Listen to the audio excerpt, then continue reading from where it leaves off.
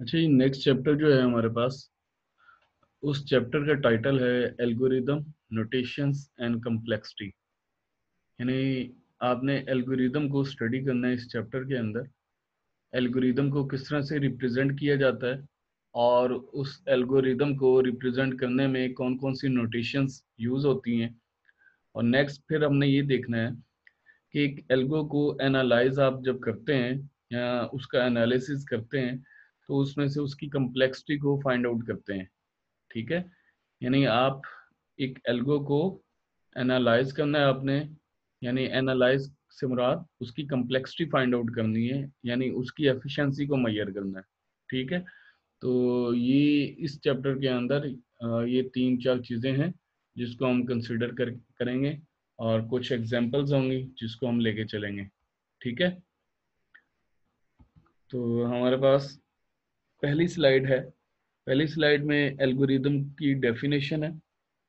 Algorithm के बारे में हम पहले भी पढ़ चुके हैं कि एल्गोरिदम हमारे पास एक ऐसा वे होता है, ये एक ऐसा प्रोसेस होता है जिसमें डिफरेंट स्टेप्स अडॉप्ट किए जाते हैं किसी प्रॉब्लम के सॉल्यूशन के लिए। किसी प्रॉब्लम के सॉल्यूशन के लिए डिफरेंट स्टेप्स अडॉप्ट किए जाते हैं। उन स्टेप्स की बेस पर हम एक कंप्लीट एज ए होल एक टास्क को परफॉर्म करने के लिए जितने भी स्टेप अडॉप्ट किए जाएं, उस पूरे प्रोसीजर को हम एल्गोरिदम कहते हैं। ठीक है, या दूसरे लफ्जों में एल्गोरिदम जो होता है एक प्रिसाइज सीक्वेंस ऑफ एक्शंस होता है। प्रिसाइज सीक्वेंस ऑफ एक्शन से मुराद ये है कि उसमें नंबर ऑफ स्टेप्स होते हैं जिसमें तमाम स्टेप्स में आपने एक्शन परफॉर्म करने होते हैं, डिफरेंट जॉब परफॉर्म करनी होती है या डिफरेंट टास्क आपने परफॉर्म करने होते हैं। ठीक है, और इसके अलावा जो एल्गोरिदम होता है उसको हम सूडो कोड भी बोलते हैं। सूडो कोड ऐसा कोड होता है जो कंप्यूटर लैंग्वेज इंडिपेंडेंट होता है, यानी लैंग्वेज डिपेंडेंट नहीं होता बल्कि इंडिपेंडेंट होता है। यानी इसमें किसी भी लैंग्वेज का सिंटैक्स फॉलो नहीं किया जाता, बल्कि इस सूडो कोड को हम इम्प्लीमेंट जब करते हैं तो किसी लैंग्वेज की हमें ज़रूरत होती है। ठीक है, नेक्स्ट हमारे पास स्लाइड है एल्गोरिदमिक प्रेजेंटेशन के। एक एल्गो को अजान हो जाए, एक मिनट। अच्छा, नेक्स्ट हमारे पास है एल्गोरिदमिक प्रेजेंटेशन, यानी एक एल्गो को, एक एल्गोरिदम को किस तरह से प्रेजेंट किया जाता है। उसके बेसिकली दो सेक्शन होते हैं। एक एल्गो के दो सेक्शन होते हैं। पहला सेक्शन जो होता है उसको हम पैराग्राफ बोलते हैं और दूसरे सेक्शन को हम स्टेप्स बोलते हैं। ठीक है, पैराग्राफ जो है उसमें डिफरेंट आपने पैरामीटर यूज करने होते हैं। आपने बताना होता है कि उस एल्गोरिदम का नाम क्या है, उस एल्गोरिदम का नाम क्या है, एल्गोरिदम का पर्पस क्या है, और जितने भी आप वेरिएबल्स आप यूज कर रहे हैं अपने प्रोग्राम के अंदर या अपने एल्गो के अंदर, उसको यहाँ पे आप मेंशन करते हैं। नेसेसरी नहीं है कि तमाम वेरिएबल को आप यहाँ पे मेंशन करें, जितने हो सकते हैं कोशिश करें, जितने हो सकते हैं वहाँ पे मेंशन कर दें। और जितना भी आपके पास इनपुट डाटा होगा वो यहाँ पे आप मेंशन कर सकते हैं। किस सेक्शन में? पैराग्राफ में। ठीक है, पैराग्राफ सेक्शन के अंदर आप ये चारों चीजें मेंशन करते हैं। ठीक है, इसके अलावा जो सेकंड सेक्शन है उसमें नंबर ऑफ स्टेप्स होते हैं जिसको हम सीरीज ऑफ स्टेप्स बोलते हैं, या list of step to be executed. जो भी स्टेप्स आप लिखते हैं, मतलब 1 2 3 4 अप टू सो ऑन, ये तमाम स्टेप को आप एक सीक्वेंस में एग्जीक्यूट करवाते हैं। ठीक है, तो हमारे पास एक एल्गो को रिप्रेजेंट करने के लिए कितने सेक्शन है? टू दो सेक्शन है, सेक्शन सर। पैराग्राफ और स्टेप्स। ठीक है, नेक्स्ट हमारे पास है एल्गोरिथमिक नोटेशंस। सबसे पहले हमने ये देखना है कि हमारे पास जो एल्गो हम बना रहे हैं या लिख रहे हैं उसका नाम क्या होगा। हर एल्गो को आपने एक नेम से एलोकेट करना है या नेम असाइन करना है। किसी भी एल्गोरिथम को आप जो लिख रहे हैं तो उसका आपने नाम लाजमी तौर पर मेंशन करना है। ठीक है, इसी तरह बाकी जो नेक्स्ट आपके पास डिफरेंट स्टेप्स होते हैं, उनको 1 बाय 1 परफॉर्म किया जाता है। ठीक है, जितने भी स्टेप्स हैं उनको 1 बाय 1 एग्जीक्यूट किया जाता है एक सीक्वेंस में, जैसे आप राइट डाउन करते हैं। बास स्टेप्स ऐसे होते हैं जिनको आपने स्किप करना होता है, और बास स्टेप ऐसे होते हैं जिनको आपने एग्जीक्यूट करवाना होता है। यानी उसके ऊपर जितनी भी स्टेटमेंट सीरियल नंबर के मुताबिक जितनी भी स्टेटमेंट आपने लिखी होंगी, उन तमाम को आपने एग्जीक्यूट करवाना होता है अपनी कंडीशन के मुताबिक। तो देन हम कंट्रोल स्ट्रक्चर को यूज करते हैं। ठीक है, अच्छा जी। अब बाज़-औक़ात ऐसा भी होता है, बाज़-औक़ात ऐसा भी होता है कि आपके एक स्टेप के अंदर मल्टीपल स्टेटमेंट होती हैं। एक स्टेप के अंदर मल्टीपल स्टेटमेंट होती हैं, और वो जो मल्टीपल स्टेटमेंट होती हैं उनको लेफ्ट टू राइट फिर एग्जीक्यूट किया जाता है। Left to right. जैसे यहाँ पे अगर आपके पास एक स्टेप में ये 3 स्टेटमेंट लिखी हुई हैं, जिसमें के को 1 असाइन किया गया, लॉग को 1 असाइन किया गया और मैक्स को एरे ऑफ 1 असाइन किया गया। तो ये अगर एक स्टेटमेंट यानी ये 3 स्टेटमेंट एक स्टेप के अंदर हैं, तो ये कैसे एग्जीक्यूट होंगी? Left to right. ठीक है, क्लियर? Yes sir. और इसी तरह अगर आप जैसे मैंने अभी बात की है कि कुछ स्टेप को आपने स्किप करना है, तो अब फिर आप go to step N use कर सकते हैं। जिस भी स्टेप पे आपने मूव करना है, तो आप वहां पे स्टेप नंबर मेंशन कर सकते हैं कि आपने किस स्टेप पर कंट्रोल को ट्रांसफर करना है। क्लियर? Yes sir. लेकिन सर इसमें ऐसा भी होता है जहाँ पे लिखा हुआ है स्लाइड में कि स्टेप 1 पे स्टार्ट हो रहा है एंड एंडिंग एट जी जी, एग्जिट पे। जो भी आपका एल्गो होगा उसका जो स्टेप नंबर 1 होगा वहां से आपका एल्गो स्टार्ट होगा। यानी जो सेकंड सेक्शन है जिसको हम स्टेप्स का नाम हमने दिया है, उसमें जो स्टेप नंबर 1 है वो आपका स्टार्टिंग पॉइंट है। और जो जिस स्टेप पे आपका लिखा होगा कीवर्ड एग्जिट, तो इसका मतलब वो लास्ट स्टेप है, वहां से आपका प्रोग्राम या आपका एल्गो कंप्लीट होता है या टर्मिनेट होता है। Okay sir. ठीक है, जी सर। अच्छा। उसके बाद वेरिएबल नेम जो आप यूज करेंगे एल्गोरिदम के अंदर, जितने भी आप वेरिएबल यूज करेंगे वो तमाम के तमाम कैपिटल लेटर में आप यूज करेंगे। ठीक है, तमाम के तमाम वेरिएबल कैपिटल लेटर में यूज करेंगे उनके नाम। और कैपिटल लेटर के साथ साथ आप उसके साथ न्यूमेरिक डिजिट भी यूज कर सकते हैं, और स्पेशल करेक्टर भी वेरिएबल नेम में यूज कर सकते हैं। लेकिन जो वेरिएबल का नाम होगा वो हमेशा किससे स्टार्ट होगा? अल्फाबेट से। और उसी तरह से आपके पास एक और रूल है कि स्पेस उसमें अलाउ नहीं है कि आप वेरिएबल के नेम में स्पेस यूज करें। ये सेम उसी तरह से रूल्स हैं जैसे आपने how to make an identifier, आपने सी प्लस प्लस में एक आइडेंटिफायर बनाने के लिए जो रूल्स पढ़े थे, उसी तरह से ये भी रूल वेरिएबल नेम के लिए आपने यहाँ पे यूज करने हैं। ठीक है, सर। नेक्स्ट हमारे पास है ऑपरेटर्स, कि हम अपने एल्गो के अंदर किस किस्म के ऑपरेटर्स यूज कर सकते हैं। अरिथमेटिक ऑपरेटर्स आपको पता है, प्लस माइनस मल्टीप्लिकेशन डिवीजन। इसी तरह से आप यूज कर सकते हैं रिलेशनल ऑपरेटर के लिए less than, greater than, less than equal, greater equal, etcetera. इसी तरह से आपके पास लॉजिकल ऑपरेटर है। लॉजिकल ऑपरेटर के लिए आप एंड और नॉट वगैरह को यूज कर सकते हैं। यहाँ तक कोई बात पूछने वाली? क्लियर है सर। अच्छा, सी प्लस प्लस आपने पढ़ी है और असेंबली भी आपने पढ़ी है, तो सी प्लस प्लस में आप कमेंट के लिए कौन से सिंबल यूज करते हैं? Back slash sir. जी,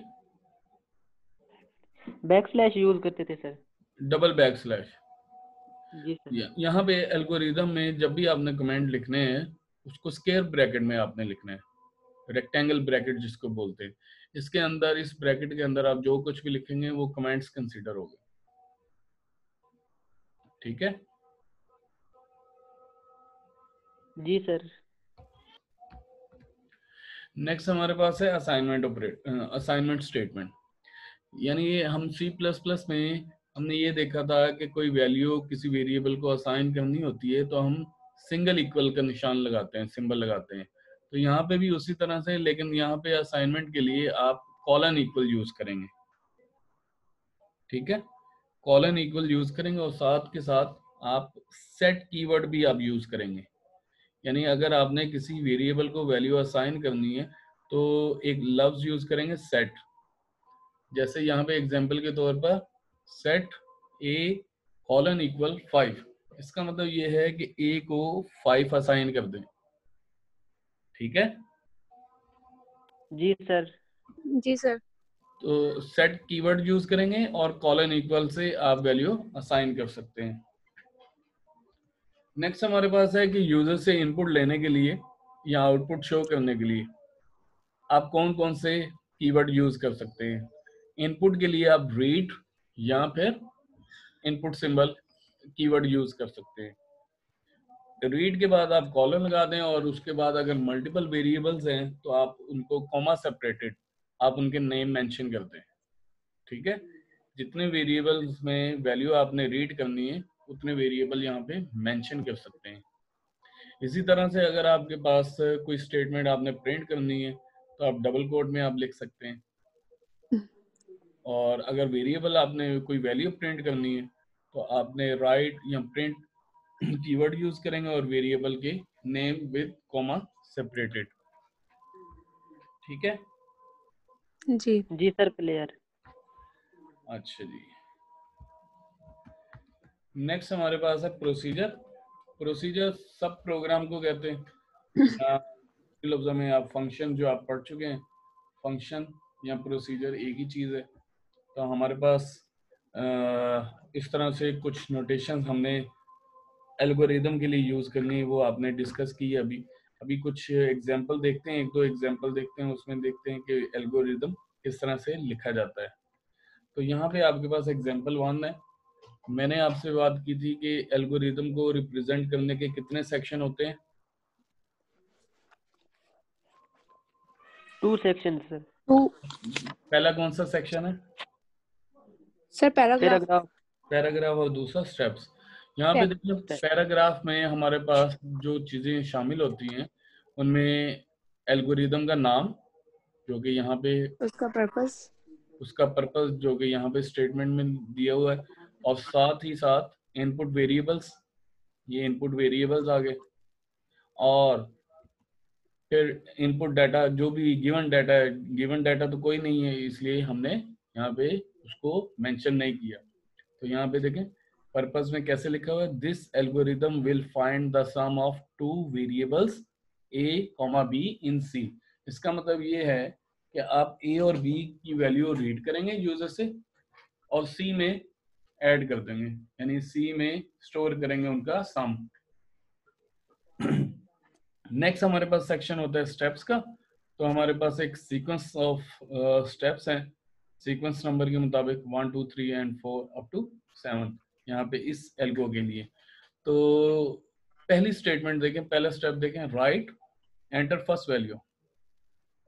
मैसेज है, आपने शो करवा दिया। राइट की जगह आप कीवर्ड प्रिंट भी यूज कर सकते हैं, यहाँ पे प्रिंट भी यूज कर सकते हैं। उसके बाद रीड करने के लिए रीड का सिंबल यूज कर सकते हैं या इनपुट, ए में वैल्यू रीड होगी, इसी तरह सेकंड वैल्यू बी में रीड होगी। ए और बी को ऐड करेंगे और असाइन करेंगे किसमें, सी में। असाइनमेंट ऑपरेटर यूज हुआ है तो सेट कीवर्ड भी यूज हुआ है। सर ये स्टेप दोबारा से समझा दें। राइट के लिए हम इनपुट यूज करेंगे या प्रिंट वाली स्टेटमेंट? और भाई जब आपने राइट के लिए प्रिंट यूज करेंगे। जब आपने कोई आउटपुट शो करवाना है तो आप राइट कीवर्ड यूज कर सकते हैं या प्रिंट कीवर्ड यूज कर सकते हैं। Okay sir. इसकी जगह आप प्रिंट भी लिख सकते हैं, ये मैंने आपको बताया ना, ये राइट या प्रिंट, ये देखें, ठीक है। जी सर। और रीड करने के लिए रीड या इनपुट। इसी तरह अगर आप लैंग्वेज को मद्देनजर रखते हुए C++ की बात करें तो राइट करने के लिए आप क्या यूज करते हैं?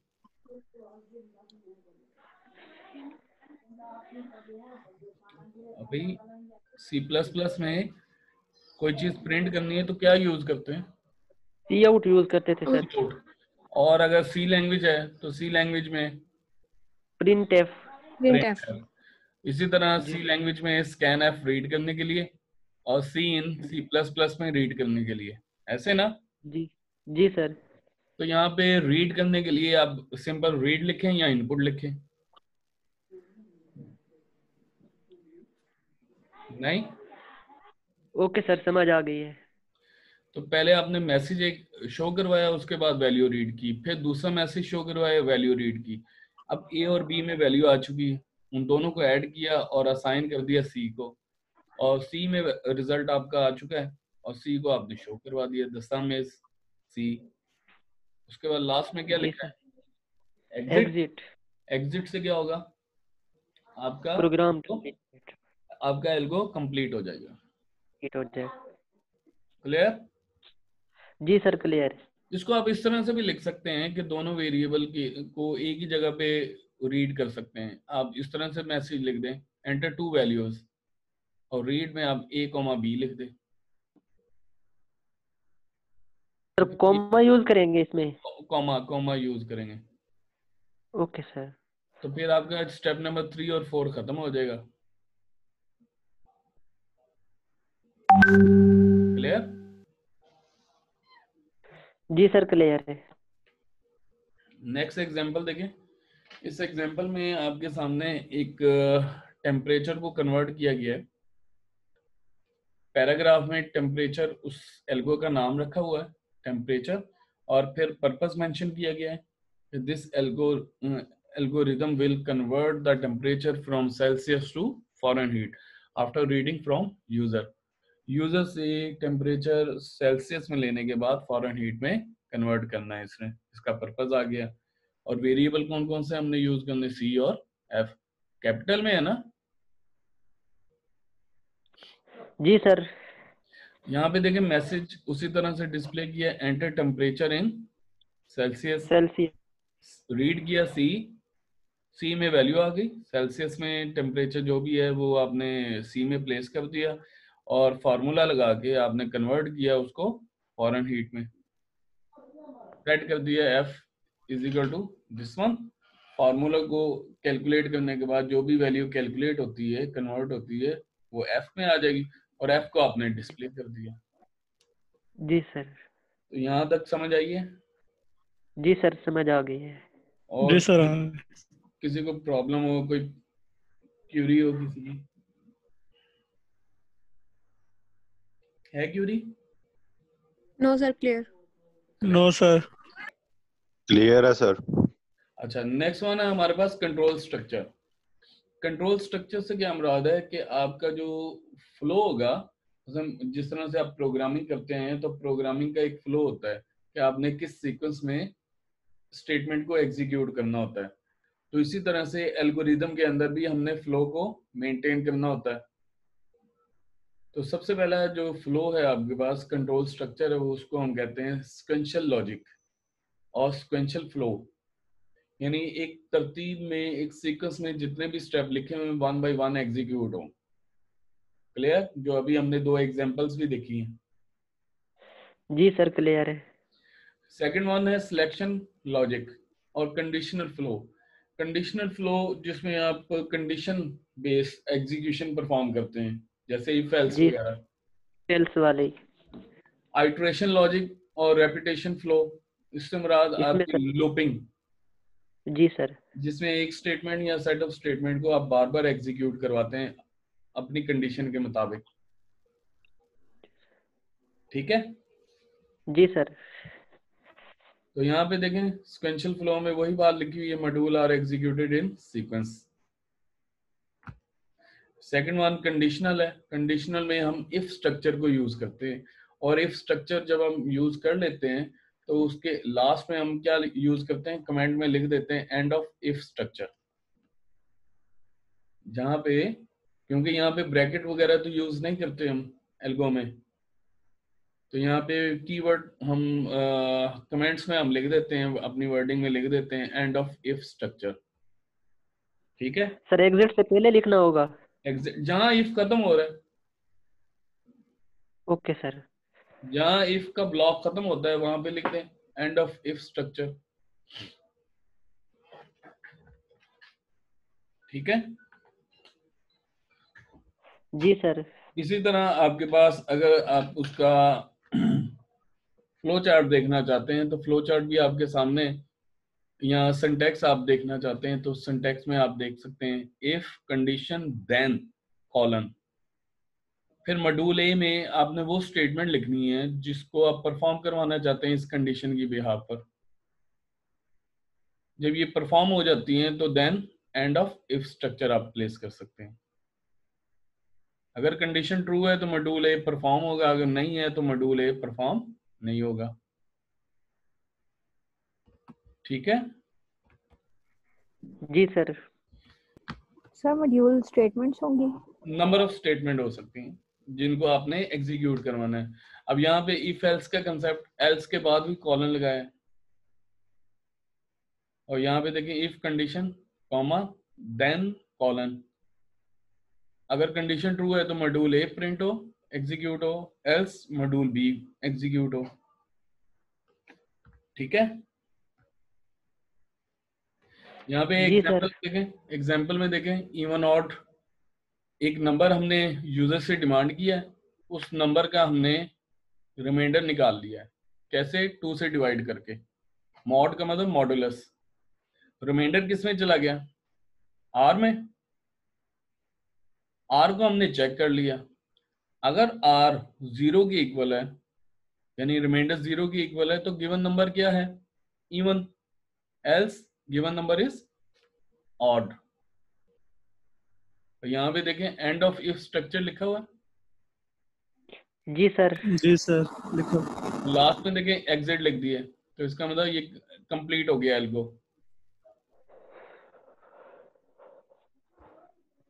हाँ जी, यहाँ तक क्लियर? जी सर क्लियर है। जी सर। यानी नंबर को आप वेरीफाई कर रहे हैं कि वो इवन है या ऑड है, तो उसका ये एक एल्गो है। इसी तरह सिलेक्शन लॉजिक है, उसमें मल्टीपल अल्टरनेटिव, यानी आपके पास एक से ज्यादा कंडीशन हो तो फिर इफ एल्स इफ यूज वगैरह करते हैं। इफ कंडीशन 1 है, एल्स इफ कंडीशन 2 है, और फिर आपके पास मल्टीपल कंडीशन आ सकती हैं और लास्ट में आपके पास एल्स, और इसी तरह से एंड ऑफ इफ स्ट्रक्चर। ठीक है, काफी है? जी सर काफी।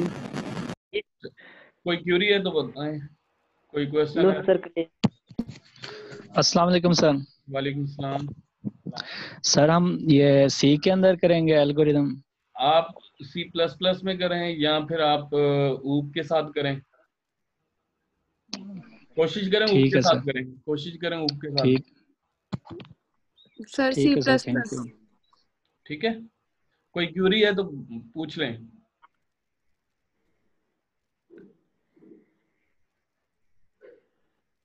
चलें ठीक है, फिर नेक्स्ट लेक्चर में मिलते हैं।